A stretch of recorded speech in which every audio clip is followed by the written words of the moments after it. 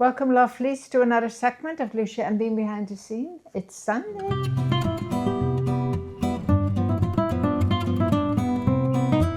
Welcome. Well, I am delighted to visit you. It's cold on the couch, but I'm not on the couch. I'm in this cutest little chair. Always so excited to talk to you on Sunday morning. I have two exciting items up my sleeve to talk to you about.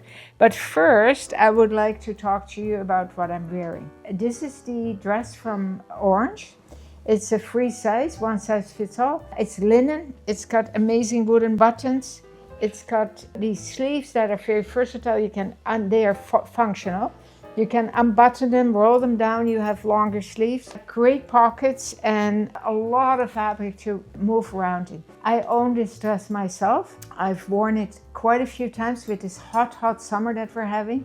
Loving it, no complaints, but you need to dress accordingly, right? I've been to the beach probably 3 or 4 times now.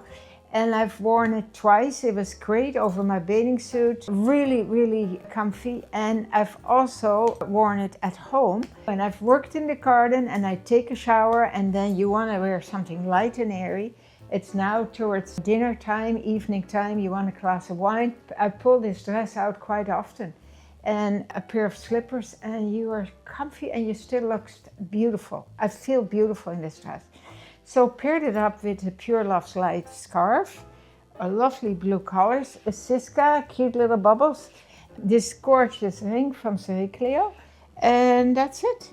Because this dress definitely doesn't need a necklace, unless you like to fill the neckline, but I already have a scarf, so I did not look for a necklace for the styling. So lovelies, we had quite an exciting week. Amazing artsy sweaters from Paper Temple. We dropped them, quite a few of them, beautiful colors. I definitely would like to own one. And then my favorite pen is back, the jazz pens. And a vest that we brought back from our past collection, and it's called the Sharpie vest. Really, really nice. And you might wonder where the name Sharpie comes from. It is named after my son's cat. Josh has a cat, Sharpie. He's had him for years. And at first I said to him, oh, you named him Sharpie after the Sharpie felt pen because he's white, kind of gray white, and he's got a lot of stripes. He laughed. He thought it was the funniest thing. He said, no, Mom, it's after a hockey player. So, okay. Anyway, speaking of hockey, a sport, well, Glenn plays tennis 3 times a week and he's a big tennis fan. Tessa is a big tennis fan, she plays. Ruby is playing, Oscar plays. I have absolutely no coordination, so I would miss every ball that would come to me. Plus, I cannot really run anymore with my artificial hips, but it's okay. I found my own niche, right, to stay fit.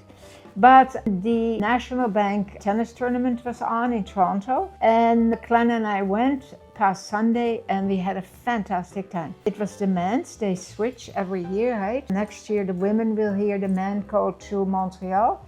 I believe Tessa is planning to go there with Ryan. So we saw the men, unfortunately, but it was okay. The big names pulled out because the story was they've had too many tournaments and they needed to rest or they had some injuries. But it was still very enjoyable.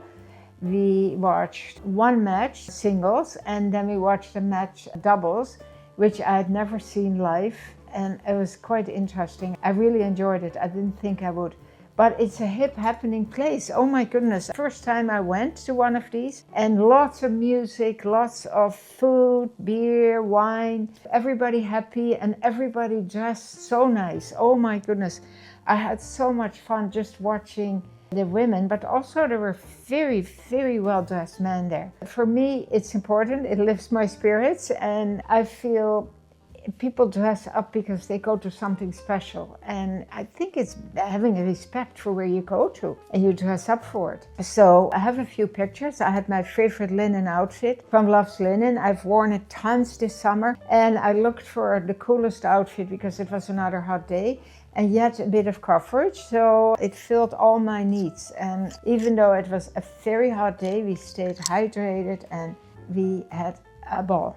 So now I have to tell you something. I'm very excited. I have a plant. It's called a lipstick plant. I've had it probably for, I would say, 6 years. It was given to me. It was 3 little clippings. They were about this big and they were rooted. I potted them and they grew and they grew. It never flowered, this plant. It kind of was at a still stand also with growing.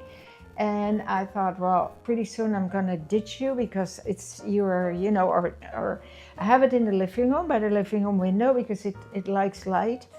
And I was always hoping that it would flower in the new house at the new spot, but it didn't. Well, lo and behold, looking at these tips sometimes come along on your iPhone, and this tip was for plants that you want to flower, and it was about the lipstick plant. Put 1 scoop of Epsom salt, just the Epsom salt you throw in your bathtub, with 1 liter of water, and then, water it. Well, I did. It didn't take a few weeks and the life came back to this plant.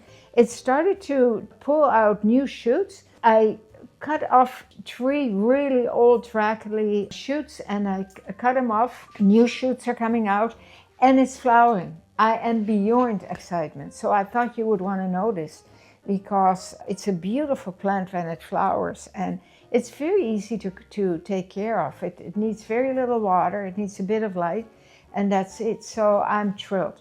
And then the other thing I wanted to share with you, and thank you for so many of you watched my garden tour, so many of you commented, and I'm thrilled that you have so much interest in my garden. I got so many compliments, and yes, my garden, and for Glenn too, it's our oasis, and I just absolutely love it. Well, we detected something with our beautiful sycamore tree that I talked about quite a bit. And Glenn actually noticed it. He said the leaves are curling and brown.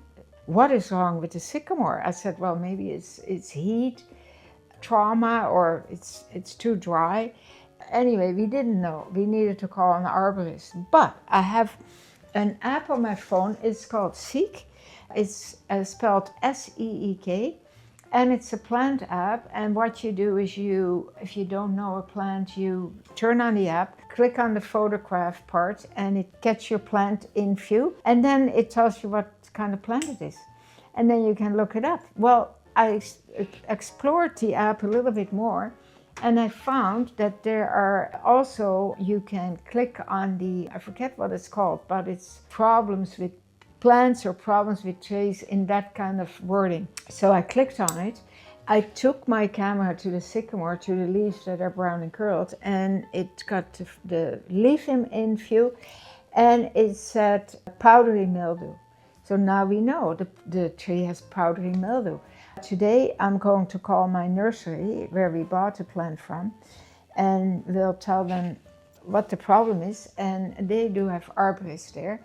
And maybe I'm sure they can tell us what to do with it, or arborist has to come out and spray. I have no clue. Maybe it will go away, I don't know. But anyway, now we know. And oh my goodness, sometimes I don't like these phones at all. They frustrate me. I don't like people being on them all the time. But how much knowledge does it bring us? Life has become so much easier with this phone.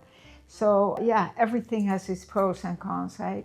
In life, and I just mentioned 2 pros from an iPhone. Lovelies, I am ready to enjoy my Sunday. I am sure you are too, and stay cool, but enjoy these lovely warm days that won't last too long anymore. But September can still be very, very nice and warm. Watch out for tomorrow. Sacket and plover will be unboxed, and I know a lot of you love our sacket and plover sweaters.